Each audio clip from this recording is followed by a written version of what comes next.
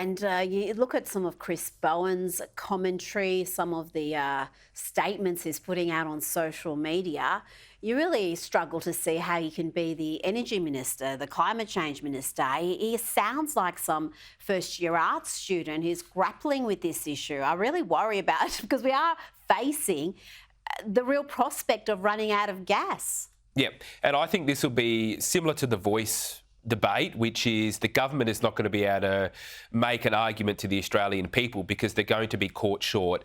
Australians don't want net zero. They don't want to pay for net zero.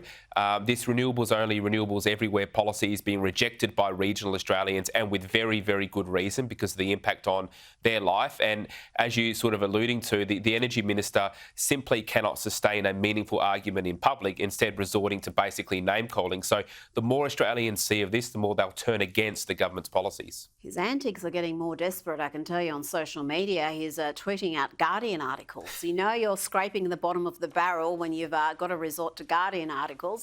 Now, let's look at Labor, who normally do have great party discipline, unlike the Liberals, who are a broad church, too broad if you ask me.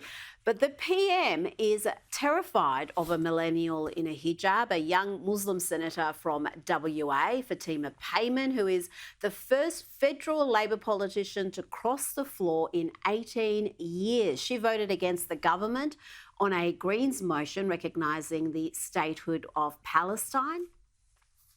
I was not elected as a token representative of diversity. I was elected to serve the people of Western Australia and uphold the values instilled in me by my late father.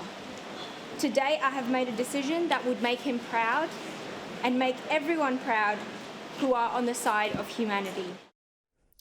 I've got to say, this is profoundly weak by the PM. Dan, we know why. He needs those voters in those seats in Western Sydney. We know they're very energised by this issue. But this sets a precedent. And what's going to stop the next Labor senator who feels strongly about an issue defying the party and crossing the floor? Yeah, well, it's a couple of things. I mean, Senator Payman is a lightweight. I mean, she's barely able to defend her position in any sort of coherent manner there. You're right to say that this reinforces the Prime Minister is weak. Basically, you've got the Palestinian wing of the Labor Party that is essentially running government policy because, as you say, there's a handful of seats in mostly Western Sydney with 20 or 30% Islamic population, and rather actually leading the community to something better, they've capitulated to these very extremist demands. It's not surprising that Anthony Albanese has failed to provide leadership on this issue because it's a pattern of repeated behaviour. And I think a lot of Australians are concerned of the division and the lack of social cohesion we're seeing in our community on this very issue.